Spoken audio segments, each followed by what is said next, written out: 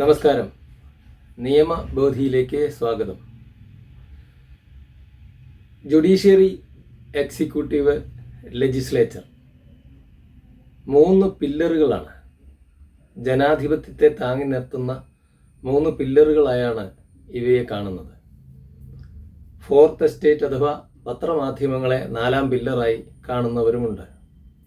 എന്നാൽ ജുഡീഷ്യറിയും ലെജിസ്ലേറ്റീവും തമ്മിൽ ഒരു യുദ്ധമില്ലാതെ, ഒരു അധികാര കിടമത്സരമില്ലാതെ എക്സിക്യൂട്ടീവിൻ്റെ അധികാരങ്ങളുമായി സമരസപ്പെട്ടു പോകുന്ന ഒരു രീതിയായിരുന്നു ജനാധിപത്യ രാജ്യത്ത് ഇതുവരെ കണ്ടു വന്നിരുന്നത്.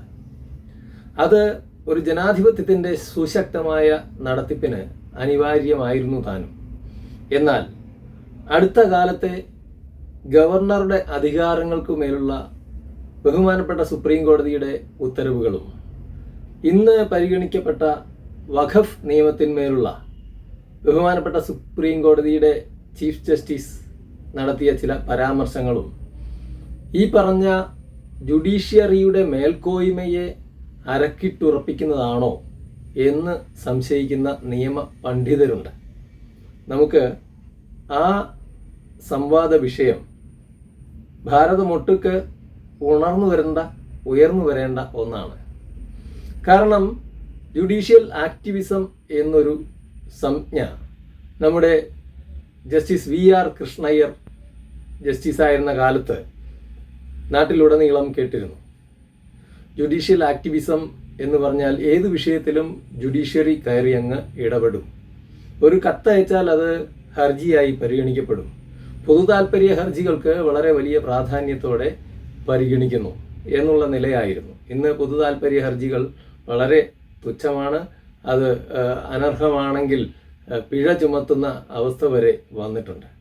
അതായത് ജുഡീഷ്യറിയുടെ പരമാധികാരത്തെ അരക്കിട്ടുറപ്പിക്കുന്ന വിധത്തിൽ സമീപകാലത്ത് കോടതികൾ മാറിക്കഴിഞ്ഞിരുന്നു. അതിൻ്റെ ഭാഗമായിട്ടാണ് ഭരണഘടനയുടെ അധികാര കേന്ദ്രം ആയി ഒരു സംസ്ഥാനത്ത് രാഷ്ട്രപതി നിയമിക്കുന്ന ഗവർണറുടെ അധികാരങ്ങൾക്ക് മേൽ ബഹുമാനപ്പെട്ട സുപ്രീം കോടതി കഴിഞ്ഞ ദിവസം കടന്നുകയറിയത്. ചുരുക്കം പറഞ്ഞാൽ എക്സിക്യൂട്ടീവ് ഹെഡ് ആയി രാജ്യത്തിനുള്ളത് പ്രസിഡന്റും സംസ്ഥാനങ്ങൾക്കുള്ളത് ഗവർണറുമാണ്. ആ ഗവർണർക്ക് അധികാരത്തിൻ്റെ കാര്യത്തിൽ നിയന്ത്രണങ്ങൾ നൽകിക്കൊണ്ടാണ് കഴിഞ്ഞ ദിവസം ബഹുമാനപ്പെട്ട സുപ്രീം കോടതി ഉത്തരവിട്ടത്. അതനുസരിച്ച് ഗവർണർ പാസ്സാക്കാൻ അനുമതി നൽകാൻ താമസിച്ച കുറച്ച് ബില്ലുകൾ സുപ്രീം കോടതി തന്നെ അനുമതി നൽകുകയും ബാക്കിയുള്ളവ തീരുമാനിക്കുന്നതിന് 3 മാസം വരെ സമയം നൽകുകയും ചെയ്തു. ഒറ്റ ചോദ്യത്തിൽ അതിൻ്റെ ചർച്ച നമുക്ക് വിപുലപ്പെടുത്താം.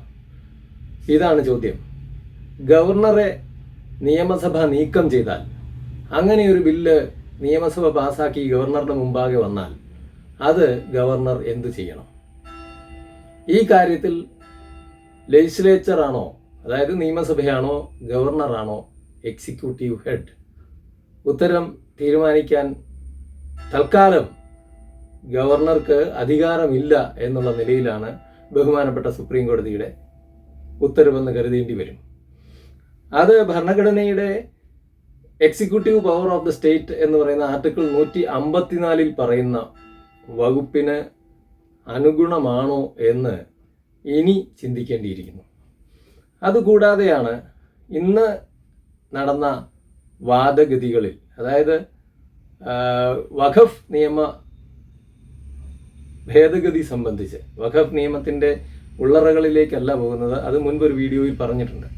വഖഫ് നിയമ ഭേദഗതികളെ സംബന്ധിച്ച് ബഹുമാനപ്പെട്ട ചീഫ് ജസ്റ്റിസ് പറഞ്ഞു എന്ന് പ്രചരിക്കുന്ന, അത് ഞാൻ കേട്ടിട്ടില്ല, ഉത്തരവിൻ്റെ ഭാഗവുമല്ല, ഒരു പ്രചരണമാണ്.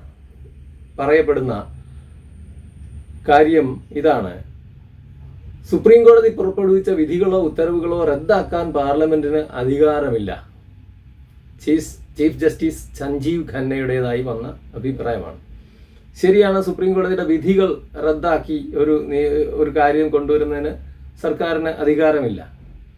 എന്നാൽ മുൻപ് പല ഘട്ടത്തിലും സുപ്രീം കോടതി നൽകിയ വിധികളെ മറികടക്കുന്നതിന് നിയമനിർമ്മാണങ്ങൾ നടന്നിട്ടുണ്ട്. അങ്ങനെ നിയമനിർമ്മാണങ്ങൾ സുപ്രീം കോടതി നിയമങ്ങളെ വ്യാഖ്യാനിക്കുകയാണ് ചെയ്യുന്നത്, അല്ലാതെ നിയമങ്ങൾ നിർമ്മിക്കാൻ ഉത്തരവ് നൽകുകയില്ല എന്നുള്ളതായിരുന്നു ആ അടിസ്ഥാന ധർമ്മം. അതിൽ നിന്ന് ഒരു ചുവട് മുന്നോട്ട് വെച്ചുകൊണ്ട് നിയമങ്ങൾ വ്യാഖ്യാനിക്കുക മാത്രമല്ല, സുപ്രീം കോടതി പുറപ്പെടുവിച്ച വിധികൾക്ക് അടിസ്ഥാനമായി നിയമം നിർമ്മിക്കുകയാണ് പാർലമെന്റിന്റെ ചുമതല എന്നുള്ള രീതിയിലുള്ള കമന്റാണ് ഇന്ന് വഖഫ് നിയമ ഭേദഗതിക്കെതിരെ വന്ന 73 ഹർജികൾ ഒരുമിച്ച് പരിഗണിക്കുന്നതിനിടയിൽ നൽകപ്പെട്ടത്. കേന്ദ്ര സർക്കാർ ഭേദഗതി നടത്തിയത് മുൻപുണ്ടായിരുന്ന സുപ്രീം കോടതി വിധികൾക്ക് അനുഗുണമല്ലെന്നും അവയെ ഒഴിവാക്കുന്നതിനുള്ള ഭേദഗതിയാണെന്നും മറ്റുമൊക്കെ വാദമുയർന്നപ്പോഴാണ് നിലവിലുള്ള നിയമ ഉത്തരവുകളെ, സുപ്രീം കോടതി ഉത്തരവുകളെ ഭരണഘടന അധിഷ്ഠിതമായിട്ട് പാർലമെന്റിന് റദ്ദാക്കുന്ന വിധത്തിൽ നിയമങ്ങൾ പാസ്സാക്കാൻ പോലും പാടില്ല എന്ന പരാമർശമുണ്ടായത്. വിധി ഉത്തരവിൽ അങ്ങനെ ഒരു കാര്യം ഉണ്ടാവില്ല എന്ന് നമുക്ക് പ്രതീക്ഷിക്കാം.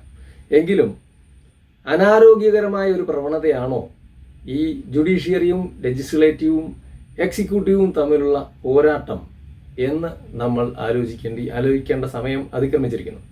ഇങ്ങനെയൊരു അധികാര കേന്ദ്രത്തെ ന്യൂട്രലൈസ് ചെയ്യുന്ന, ഗവർണറെ ഒരുപക്ഷെ വെറുതെ ഒരു ഗവർണർ എന്നുള്ള രീതിയിലേക്ക് മാറ്റുന്ന വിധി ഉത്തരവോടെ കഴിഞ്ഞ ദിവസം വാർത്തകൾ കണ്ടു, സ്വയംഭരണ അധികാരത്തിലേക്ക് ഒരു സംസ്ഥാനം നീങ്ങുന്നു എന്നുള്ള രീതിയിൽ. അത് ഫെഡറലിസത്തെ എത്രത്തോളം വിപുലപ്പെടുത്തുകയും രാജ്യത്തിൻ്റെ അഖണ്ഡതയെ എത്രത്തോളം തകർക്കുകയും ചെയ്യുമെന്ന് അധികം വൈകാതെ നാം കാണേണ്ടി വരും.